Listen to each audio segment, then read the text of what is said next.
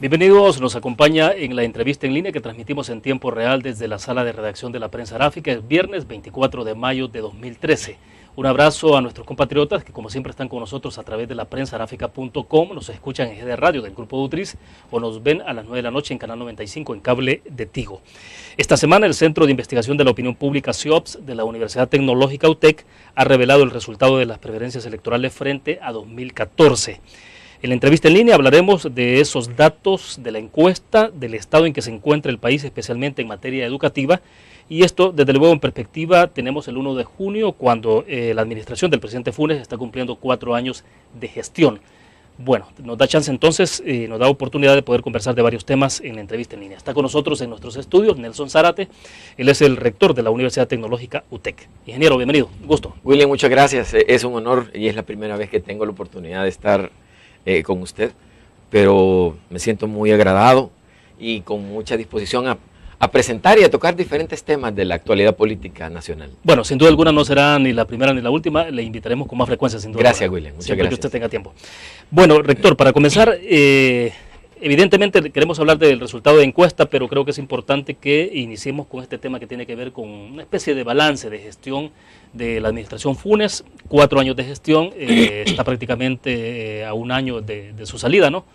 Entonces, no sé si como universidad han hecho alguna aproximación ya sobre cómo se está perfilando el aniversario o los 4 años de gestión del presidente Funes. Bueno, sí, en la encuesta incluimos algunas preguntas que estaban relacionadas con el desempeño del presidente Mauricio Funes. No una evaluación propiamente de los 4 años de desempeño, sino que tratamos de relacionarlo sobre cuál va a ser la influencia que, dado el desempeño que ha estado teniendo el presidente Mauricio Funes, en qué porcentaje le puede beneficiar al FMLN electoralmente hablando. Por supuesto, hicimos preguntas del desempeño del presidente Funes. En una estaba si la gente está de acuerdo o en desacuerdo en la forma en la que él tiene de gobernar. Un 53% de la gente dice que está de acuerdo, que comparten la forma en la que él está gobernando.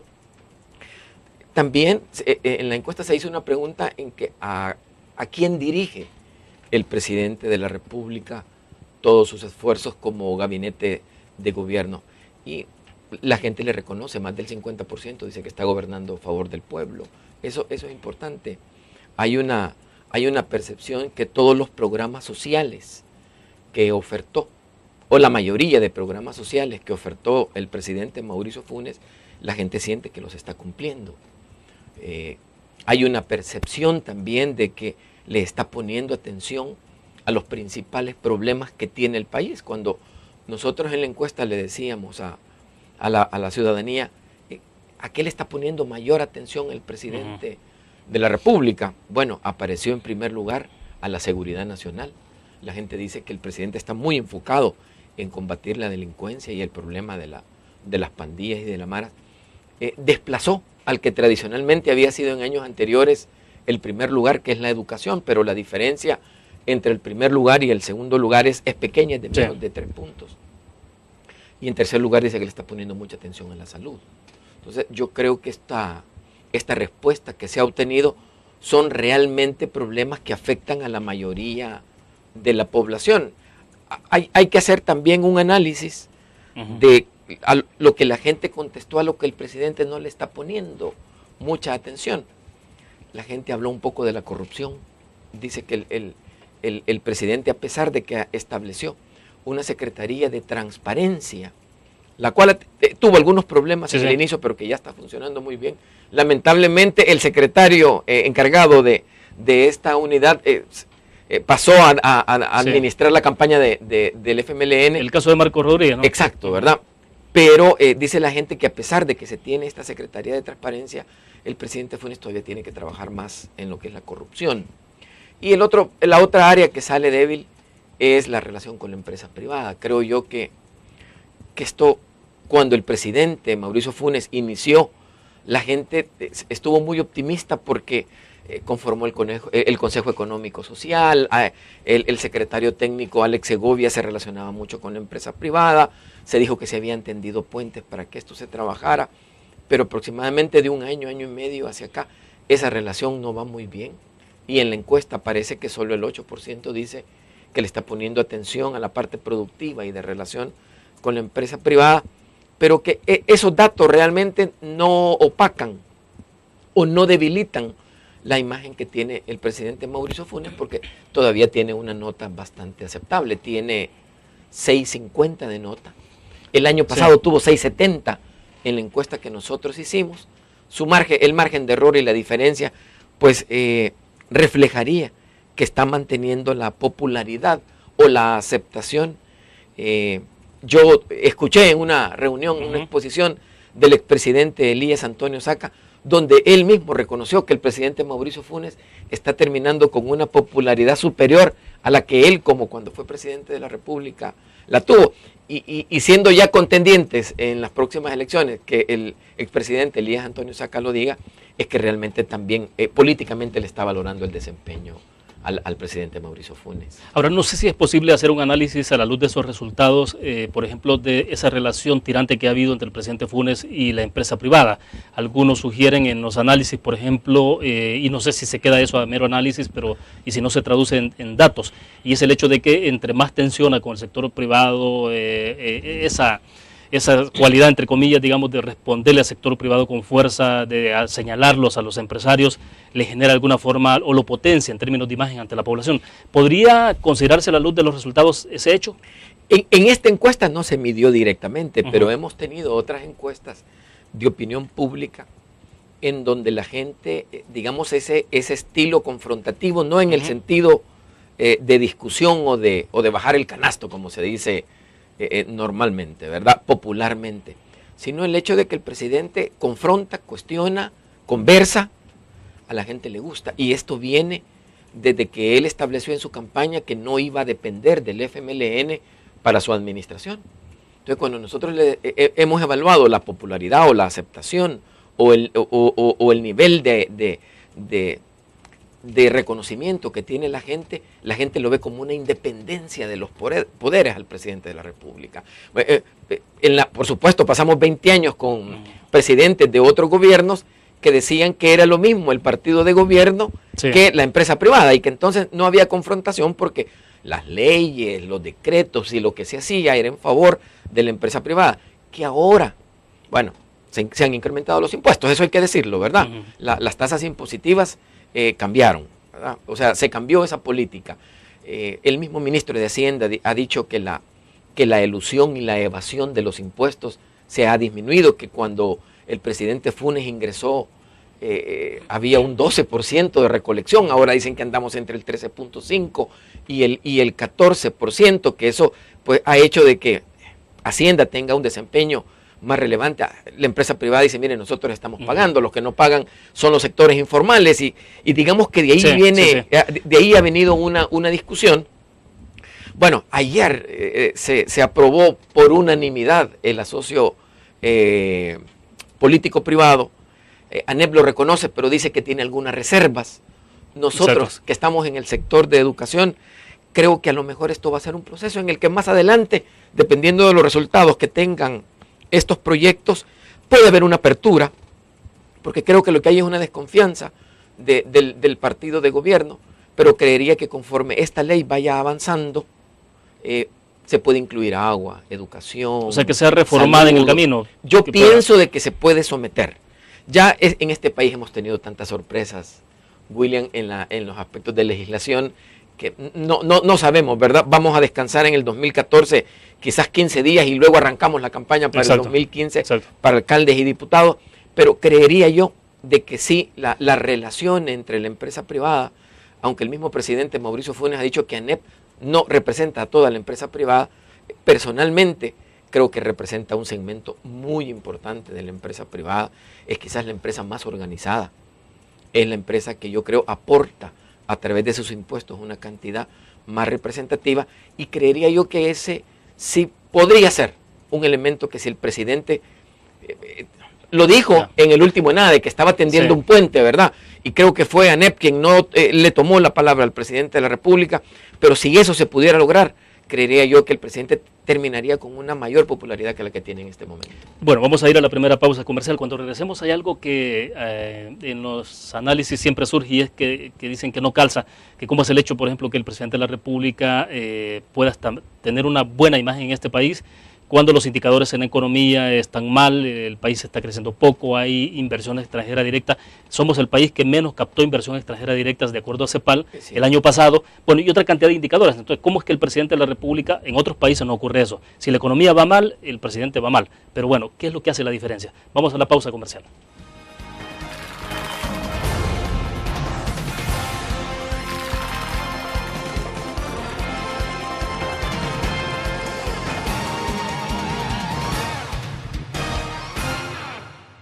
Ingresa gratis a un nuevo nivel de lectura.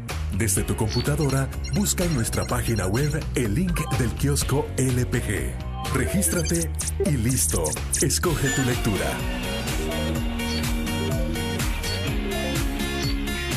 En tu tablet, iPhone o Android, ingresa a App Store o Google Play.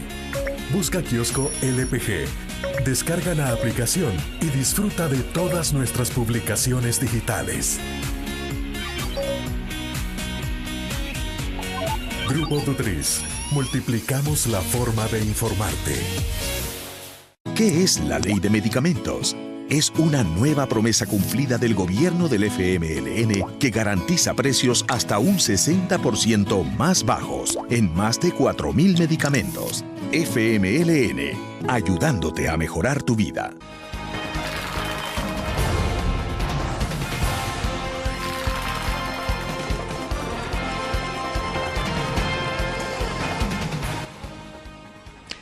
Bueno, esta mañana nos acompaña en nuestros estudios desde la sala de redacción de la prensa gráfica Nelson Zárate, el rector de la Universidad Tecnológica de El Salvador, UTEC.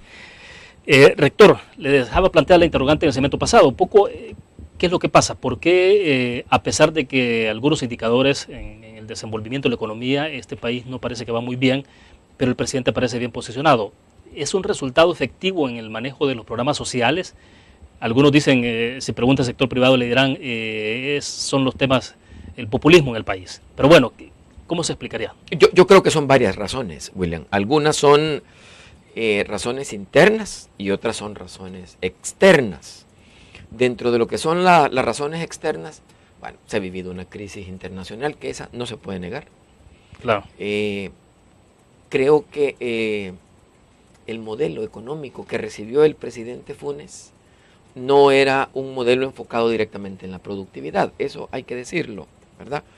El 18-19% del Producto Interno Bruto de El Salvador proviene de remesas.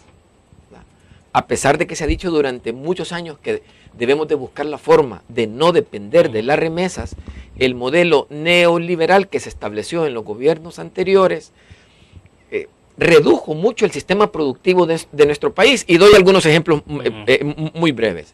El sector agrícola. Dejó de apoyarse el sector agrícola porque era más fácil para el sector empresarial pedir a otros países, entiéndase Guatemala, Honduras y Nicaragua, que fueran nuestros proveedores. En Guatemala frutas, verduras, en Honduras mucho aspecto avícola, ¿verdad? Nicaragua carnes, lácteos y todas esas cosas.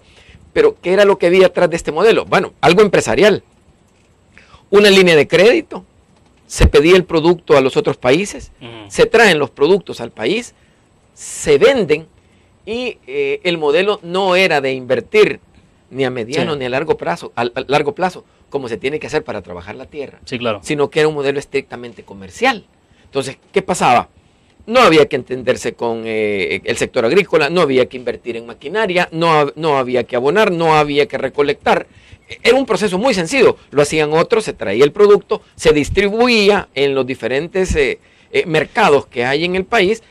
Los distribuidores pequeños y medianos pagaban inmediatamente, ellos recibían el dinero y sin hacer inversión ese modelo comercial daba su fruto. Y un paréntesis, en ese modelo era por el hecho de que podía ser mucho más barato traer esos productos de fuera, o que invertir para producirlos localmente, o era una visión estrictamente comercial de negocios? Yo creo que dos de esos. Uno, no pasar por el proceso de producción, ¿verdad?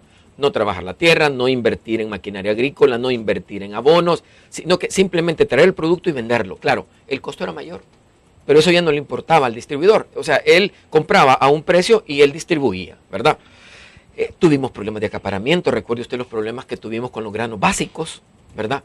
Porque como no los sembrábamos nosotros, sino que los comprábamos, esos distribuidores que tenían mucho poder en el mercado controlaban ese producto y generaban una inflación en espiral que la gente la tenía que pagar. Eso es una cosa. Y luego el modelo comercial. No se invierte, ¿verdad? Se pide una línea de crédito o se le compraba crédito a los productores extranjeros, se traían al país, se vendían, le daban crédito para 30 días, usted vendía inmediatamente y pagaba y se quedaba sin un mayor esfuerzo. Bueno, vámonos al modelo comercial. Así recibe el presidente Funes. El presidente Funes recibe esto y el modelo comercial igual. Porque estamos intentando responder a la pregunta inicial. Entiendo, ¿no? Sí. Entonces, ¿qué hace el presidente Funes? Bueno, trata de modificar ese modelo. Y dice, bueno, ¿qué pasa? La gente en el sector agrícola ya no quiere trabajar la tierra. ¿Por qué? Porque no está estimulado. Sí, no es rentable. No es rentable. Entonces viene, hay un banco, ¿verdad? Hay un banco nacional que se establece en su administración que va a dar créditos a un porcentaje diferente del que da el sistema financiero nacional, establece el programa de semilla mejorada. Bueno, hay que reconocer que hay una estrategia también atrás de todo esto que se llama Alba Alimentos, que esta es una estrategia electoral también, pero bueno, es un medio fin que también está apoyando al sector agrícola. Tenemos pronosticadas siembras récord, tanto en azúcar como en maíz, que va a permitir que los precios bajen, que sean más accesibles y que tengamos probablemente un menor costo. Esto influye mucho también en la recolección de impuestos, pero bueno, es un tema que se puede tocar después. Sí. Pero creo que el presidente sí se ha enfocado, y electoralmente hablando, yo sé que estamos hablando del presidente Mauricio Funes, pero le ha favorecido mucho al FMLN, porque ahora el voto rural que tradicionalmente había sido de Arena, ese voto rural ahora en un 64-65% es ahora un voto del FMLN, pero que es consecuencia de los proyectos que llamemos como parte de las promesas electorales, el presidente Funes está cumpliendo. Podemos hablar del proyecto Pati, podemos hablar también de Ciudad Mujer, podemos hablar de los otros proyectos que el presidente ha implementado, que la gente los está reconociendo, que mucha gente dice que no son proyectos productivos y que no son rentables, ¿verdad? Pero creo que durante mucho tiempo esos sectores estuvieron no abandonados, pero no eran prioritarios, ¿verdad? Y creo que tanto Fomilenio 1 como Fomilenio 2 también van a tener muchas consecuencias. Sobre todo, se trabajó ya en la zona norte, no se ha evaluado todavía formalmente la eficacia de ese proyecto, pero bueno, ahora trabajaríamos a nivel nacional la zona costera, que creo que tiene un gran potencial. Pero entonces la gente estaría reconociendo el hecho de que el presidente Funes haya tomado cartas en el asunto, digamos, se ha involucrado con el tema agrícola y por el otro lado, bueno, un FMLN que trabaja fuerte con Alba Alimentos. Esas dos variables entonces son las que le estarían dando esos réditos para que el presidente pueda tener ese nivel de popularidad, digamos, de aceptación en la gente. Yo creo que todos los programas sociales que ha implementado han sido enfocados correctamente. Por supuesto, todos los proyectos tienen deficiencias, pero eso es parte del proceso. Algunos se han tardado más, otros han requerido más recursos. Hay algunos, pero muy escasos, con los que la gente no está de acuerdo y a lo mejor lo podemos hablar más adelante. Él está haciendo mucho esfuerzo con la Policía Nacional Civil y el Ministerio de Justicia para disminuir el número de asesinatos en el país. Y este sí ha sido un proyecto que ha sido rechazado, pero en un porcentaje muy alto, y tiene que ver con la negociación o la famosa tregua entre las pandillas. Bueno, lo veremos un poco más adelante porque tengo planteada un interrogante para el siguiente segmento de la entrevista y es qué le puede estar heredando el presidente Funes en ese intento por hacer ese balance de gestión, ¿no? ¿Qué le puede estar heredando el presidente Funes al FMLN o a quién es que le va a heredar el presidente Funes lo que pueda lograr en sus 5 años de gestión? Vamos a la pausa comercial.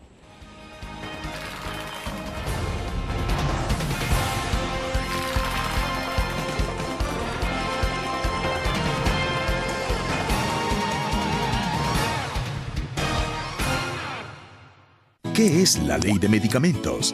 es una nueva promesa cumplida del gobierno del FMLN que garantiza precios hasta un 60% más bajos en más de 4.000 medicamentos. FMLN, ayudándote a mejorar tu vida. Una nueva forma de vivir la información. GDA Live de Grupo Dutriz. Ingresa a App Store o Google Play y descarga gratis la aplicación GDA Live. Ahora busca en nuestros periódicos y revistas los iconos de GDA Live. Enmarca la imagen dentro de tu pantalla para animarla. Toca 2 veces la imagen para vivir la información en pantalla completa. Y recuerda que en el código ALIVE de la portada estaremos actualizando nuestras noticias. Con GDA Live, vive la información. Grupo Dutriz, multiplicamos la forma de informarte.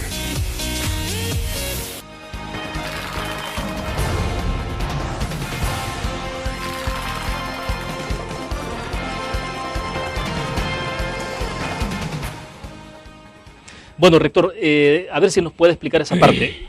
Uno piensa, bueno, ya que prácticamente está más de, ¿qué sería? Más del 75% avanzada la gestión, la administración del presidente Funes en sus 5 años, y hablando a propósito de cómo está su imagen, cómo está posicionado, los programas sociales que usted dice a la luz de las encuestas, sí está generando algún impacto en la gente, desde luego, para que esté reconociéndole al presidente esa gestión.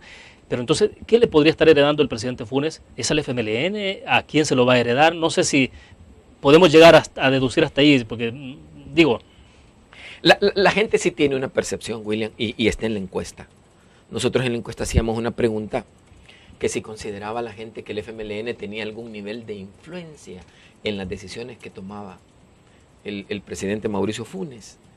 Y casi la mitad de los encuestados, casi un 50%, dijo que sí, y un 40% dijo que no. El otro porcentaje no opinó.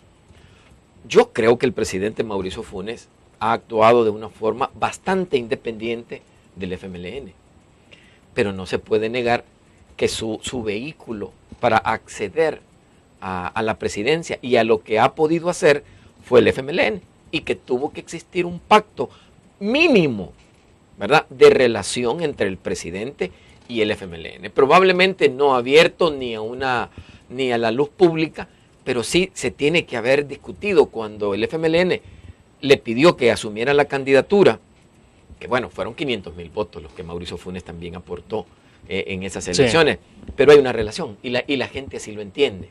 Han existido diferencias, pero también ha habido momentos en los que el presidente Mauricio Funes se ha expresado a favor de las políticas del FMLN. Eso no hay que negarlo.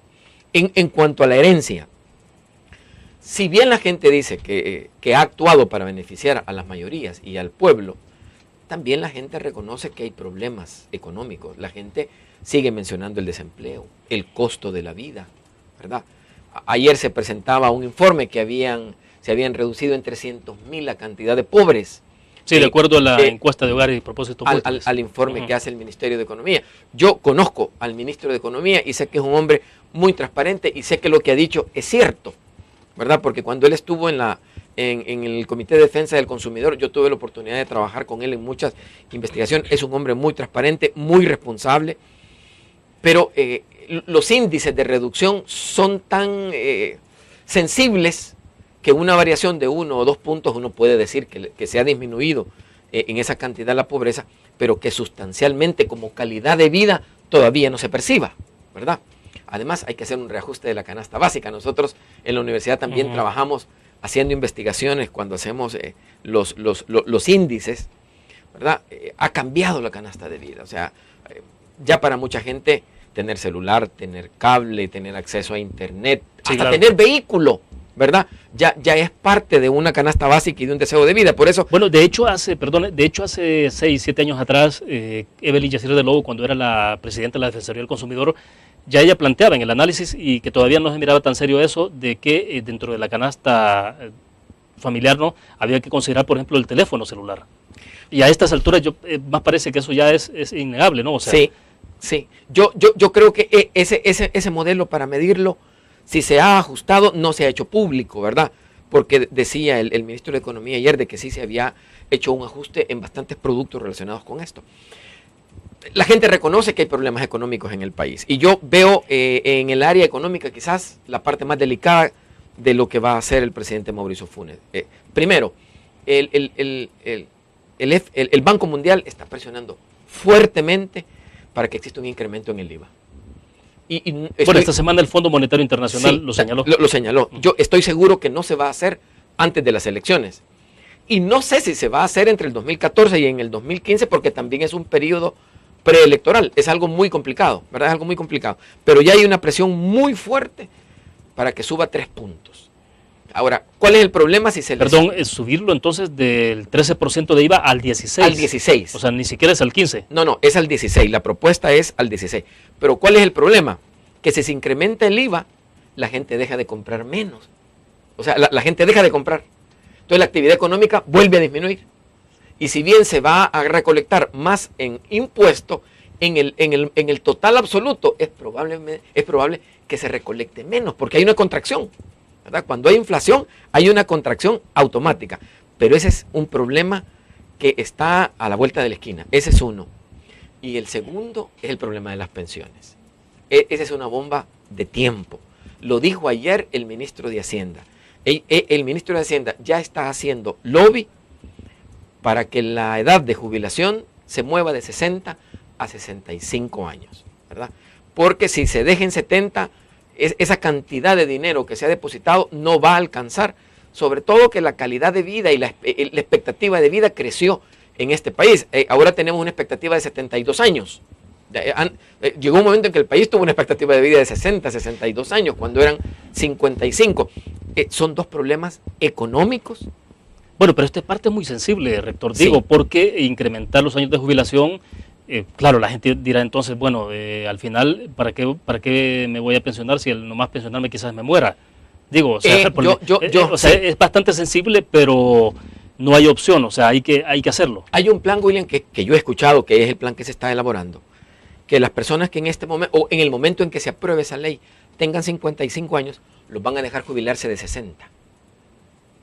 ¿Verdad? Porque esa gente ya depositó una gran cantidad de dinero para su jubilación, pero que de 55 años hacia abajo se van a jubilar hasta los 65.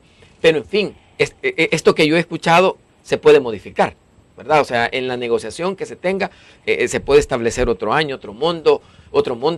Bueno, se puede pedir que se incremente también el porcentaje que se le descuenta a las personas para jubilarse. Esa es otra alternativa. Pero creo yo que el problema del IVA y el problema de las pensiones son dos problemas que va a heredar este gobierno, que es una incidencia que también ya se traía porque ninguno de los dos, o sea, Mauricio Funes tuvo que negociar con Tony Saca en el periodo de transición un préstamo o una negociación de $2,000 millones para poder cerrar todo esto, ¿verdad?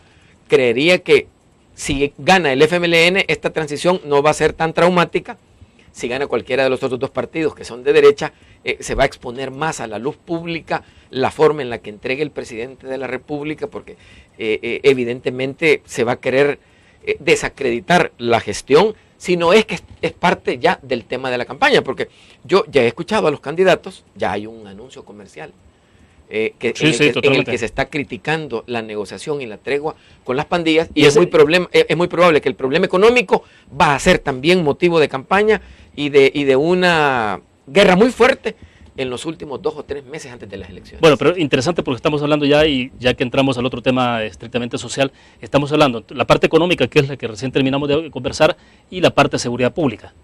Y concretamente el candidato Norman Quijano está ya siendo muy categórico en decir que rechaza la tregua, y claro, ¿será esto que responde un poco al tema de encuestas? Sí, digo. Sí.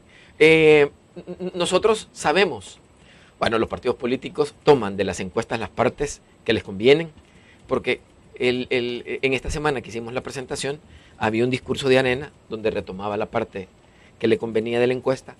El FMLN tomaba también la parte que le convenía de la encuesta, y Gana, por supuesto, tomaba la candidatura del expresidente Elías Antonio Saca.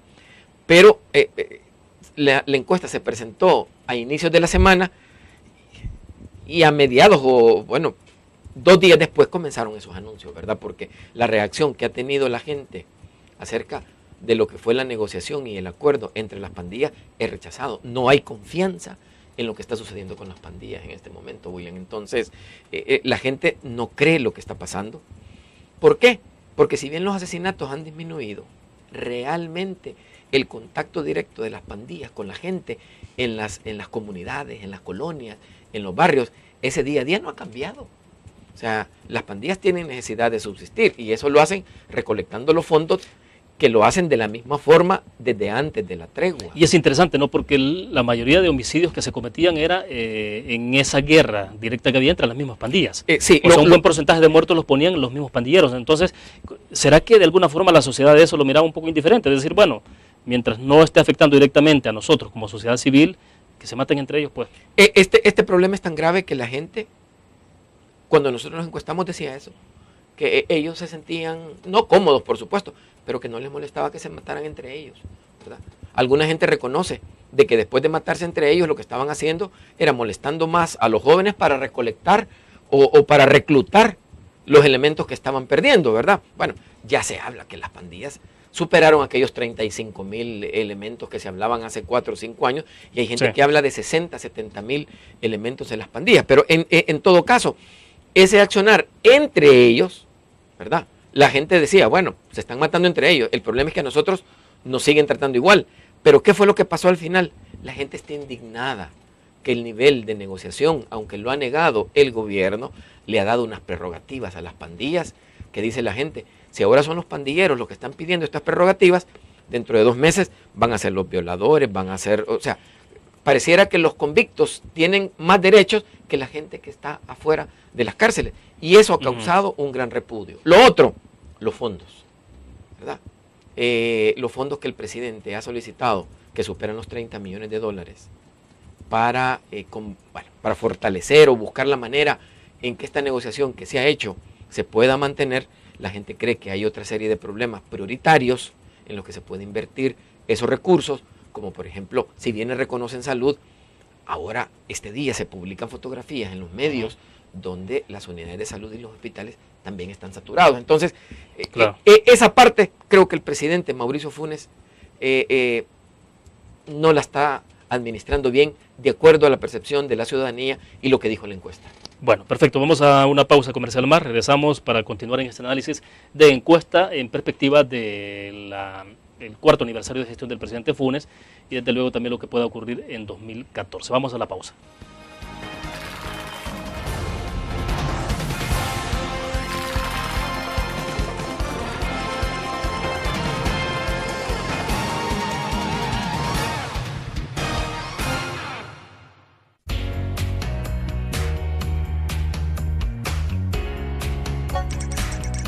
Cada momento, donde quiera que estés, te damos el mejor contenido en diferentes plataformas. Para que tú escojas el medio para informarte. Y ahora con Grupo Dutriza Live, la nueva aplicación digital. Vive la información como una nueva experiencia en tu periódico. Multiplicamos la forma de informarte. Grupo Dutriz.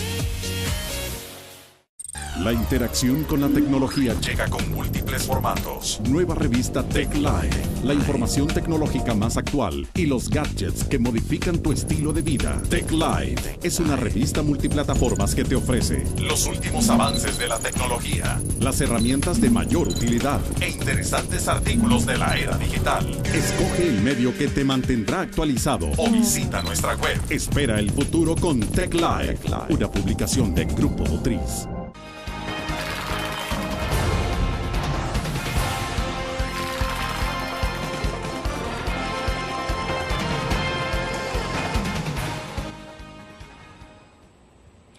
Bueno, ingeniero, a lo mejor entramos en la parte ya, si nos puede compartir el dato concreto que tiene que ver ya entonces con preferencias electorales. ¿Cómo se está planteando eso? Para que hablemos ya también del tema estrictamente educativo, que es en la parte que usted como rector pues obviamente está muy involucrado. Sí. Sobre todo porque en cada gestión de gobierno lamentablemente se está hablando de planes. Sí. Durante la administración Saca fue el plan educativo 2021. Finalmente eso, bueno, no llegó ni siquiera para el 2013, 2014, no. Terminó ahí. Educo, que era un programa reconocido a nivel internacional y que había sido premiado y se había ocupado como ejemplo en otros países, al momento en que llegó el FMLN, lo cerró. Bueno, hablaremos de esto más adelante.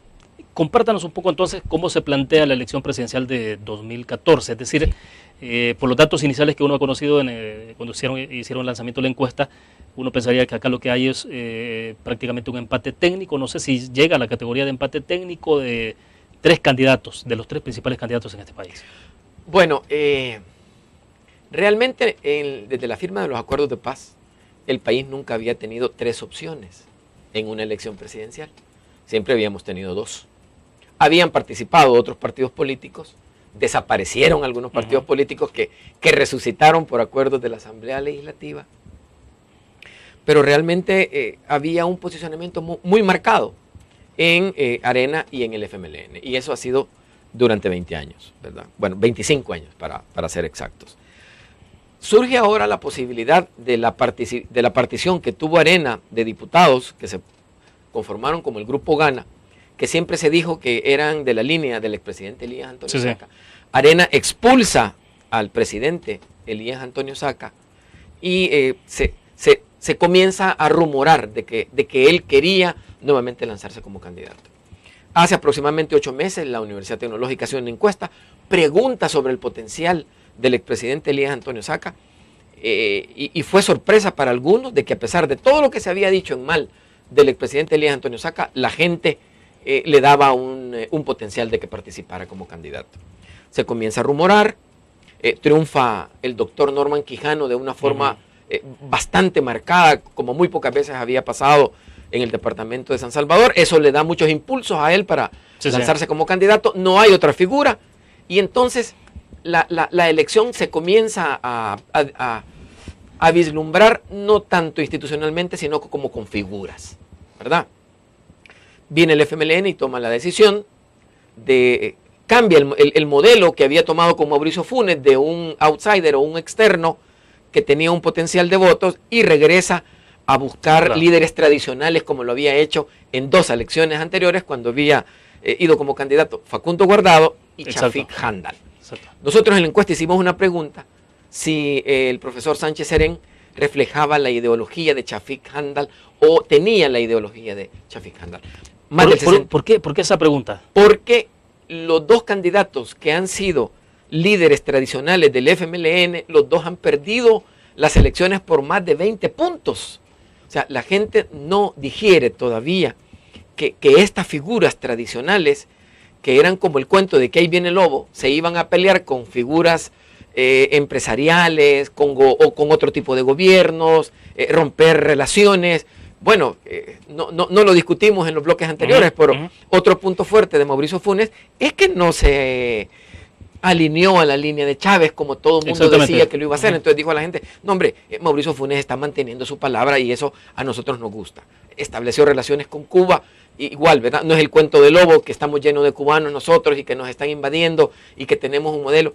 Están en un proyecto de educación que lo podemos hablar en el otro bloque si usted quiere. Ellos están en alfabetización, pero lo que están haciendo es algo positivo, ¿verdad?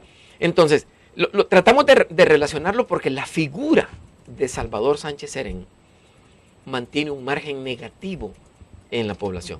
En la encuesta nosotros le decíamos a la gente: ¿usted cómo se expresa con la imagen del profesor Sánchez Serén como candidato? ¿Usted es una imagen favorable o desfavorable?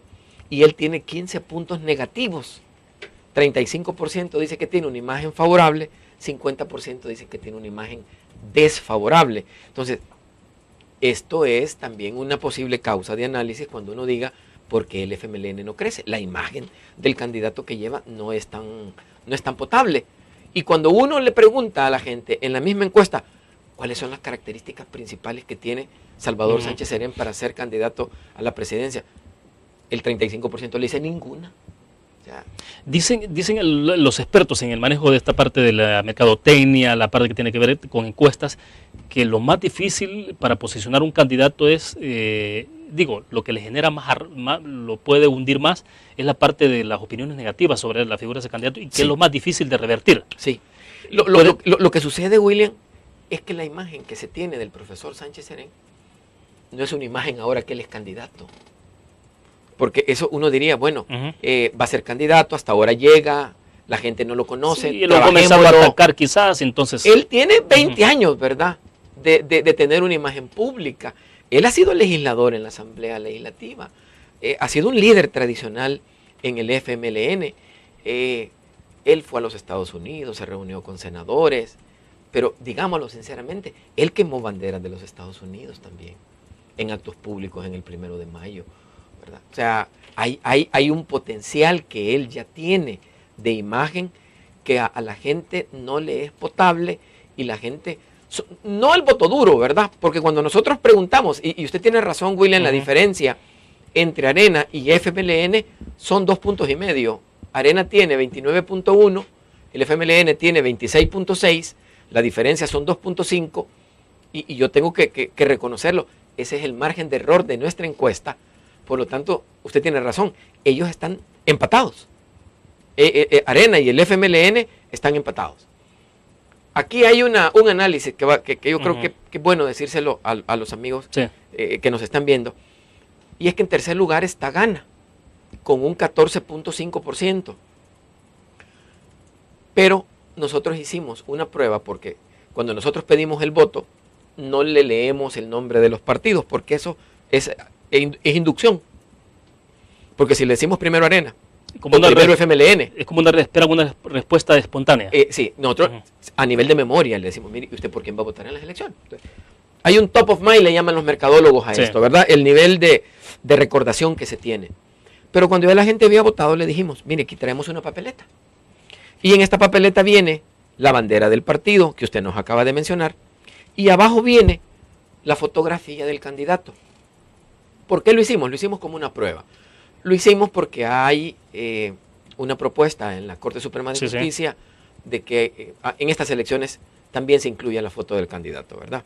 Y que los argumentos que se utilizaron para que fueran los candidatos a diputados pueden ser argumentos válidos para que se haga este tipo de análisis. La gente ya había votado, ya nosotros sabíamos cómo era el voto de la persona y le dijimos, elija si usted quiere el partido o elija si usted quiere el candidato. Y cuando usted ve Arena, la mitad de la gente que votó por Arena escogió la bandera y la otra mitad votó por la fotografía de Norman Quijano. Eso significa que hay un balance, ¿verdad? O sea, del 29.1%, la mitad y mitad marcó Arena y la otra mitad marcó Norman Quijano. Hay una diferencia de medio punto, ¿verdad? O sea, ahí hay un peso. Pero cuando uno ve cómo votaron la gente del FMLN, más del 60% votó por la bandera y menos del 37% votó por la fotografía del candidato. Quiere decir que ahí el peso de la institución es mayor, ¿verdad? Pero cuando votan por unidad y escogen la fotografía de Elías Antonio Saca, 75% votó por la fotografía de Elías Antonio Saca y 25% votó por la fotografía, por el símbolo de unidad, ¿verdad? Nosotros interesante porque entonces es el candidato en este caso, Saca el que potencia. Es el candidato. Y no el partido. Y no el partido. Algunos sugerían en algún momento determinado, no sé si se puede interpretar así, que la bandera como tal, o sea, la figura Gana como tal, en lugar de potenciar al presidente Saca, le hacía daño. Bueno, la estrategia que yo creo que él va a implementar, porque ya hay un antecedente, ¿verdad? Cuando el doctor Héctor Silva fue por una coalición, en la papeleta iba el Frente, iba Arena, e iban las banderas que iban en coalición con el doctor Héctor Silva. Tengo la idea de que el expresidente Elías Antonio Saca no va a poner la bandera de ninguno de los partidos, solo va a poner el símbolo de unidad, porque eso mercadológicamente le va a permitir eliminar aquel concepto negativo de que el PCN es un partido tradicional, el PDC es un... O sea, creo que se va a dedicar más al enfoque de cohesionar a las fuerzas, ¿verdad? Además, en la encuesta que nosotros hicimos, le decíamos a la gente, y cuando usted vota, ¿qué pesa más por usted? ¿El candidato, el partido, las promesas electorales o el candidato a la vicepresidencia? Y hasta en esto, Elías Antonio Saca está manejando mejor su estrategia. La fórmula, el candidato a la vicepresidencia no llega a 4%, que es lo que la gente pondera. ¿Por qué votar? En nuestra encuesta apareció 3.7%. El candidato refleja casi el 50%. El partido refleja un 24, 25%. Y las promesas electorales no llegan ni a 20%. Y esto es normal. O sea, la gente dice, bueno, si la economía ha sido un problema de 25 años, la delincuencia ha sido un problema, no lo van a resolver. Busquemos otras características para ver por quién va a votar, no las promesas electorales. Somos excesivamente presidencialistas. Totalmente, ¿verdad? Y eso lo refleja la cantidad de gente que vota. En las elecciones locales, algunas veces no hemos llegado ni al 50% del padrón electoral que vota. En elecciones presidenciales hemos tenido hasta el 63% de gente que vota. Para cerrar este segmento, entonces, en este momento no hay nada para nadie. No, y no hay ganador en primera vuelta. Lo que se vislumbra, porque esto no tenemos una bola de cristal para decir si eso va a ser así. En este momento, ¿verdad? No hay un ganador claro, no hay un ganador dominante. La diferencia entre los tres es muy pequeña. Habría que ver porque falta todavía mucho tiempo, ¿verdad? Va a correr mucha agua todavía, pero yo también le prometo que si usted nos hace el honor de invitarnos, podemos venir a conversar sobre lo que van a decir otras encuestas, claro, y si esto se mantiene o va a marcar otro tipo de diferencia. Bueno, sin duda que así será. Vamos a la última pausa comercial, regresamos al cierre de la entrevista en línea.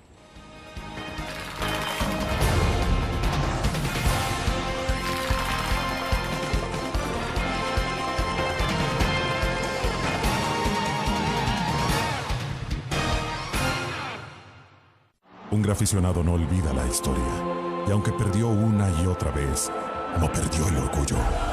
El graficionado se levantó entonando su grito de batalla, respirando gritos de gol y celebrando las épicas victorias. Un graficionado cree en la magia de la camiseta y mantiene viva la ola de fe, porque el graficionado sueña con volver a un mundial. El gráfico lo hacemos por deporte.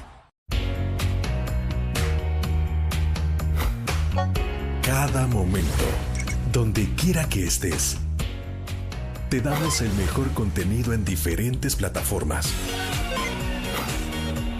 para que tú escojas el medio para informarte. Y ahora con Grupo Dutriza Live, la nueva aplicación digital. Vive la información como una nueva experiencia. Multiplicamos la forma de informarte. Grupo Dutriz.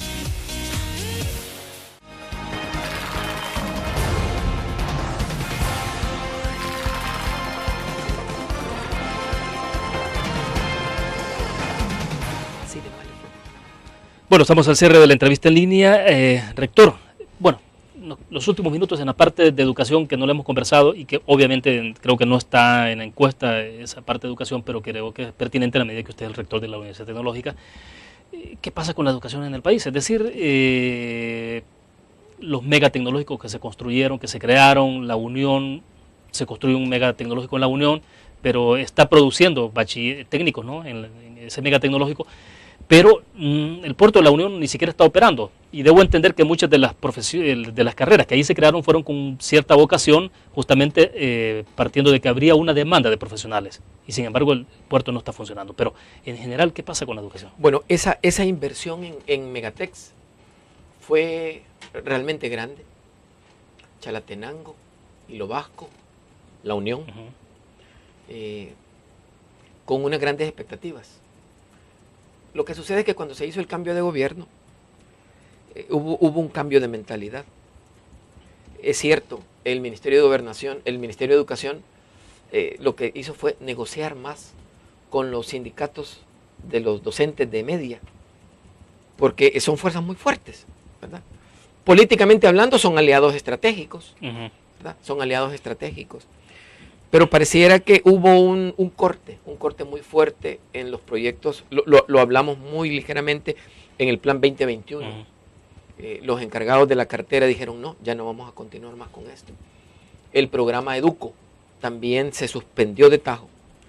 Y comenzaron a desarrollar el proyecto de la escuela de tiempo pleno, donde los estudiantes tienen que estar más tiempo en las escuelas. Lo que sucede es que la estructura de educación en este país es sumamente rígida, ¿verdad? Requiere una cantidad de recursos y de dinero sumamente grande. Y el 80% del presupuesto que le dan al Ministerio de Educación son salarios y para la infraestructura, ¿verdad? A eso se le agregaron los 100 millones de los proyectos que ha hecho el presidente Mauricio Funes, a los que yo personalmente escuché del que fue viceministro de Educación, no creía de que iban a mejorar la calidad. Ese viceministro renunció por diferencias en las políticas del gobierno en educación, ¿verdad? Un hombre que fue rector también de la Universidad Nacional y que él estaba enfocado más en la calidad. Su opinión era de que los proyectos que se hicieron en educación eran más de forma que de fondo. Luego, el caso de Eduardo Badía Serra, ¿no? Específicamente él. Ahora, ¿qué es lo que sucede? Bueno, este es un proceso que dura 12 años. Nosotros vemos a los bachilleres en el momento en que se gradúan. Ahí están los datos.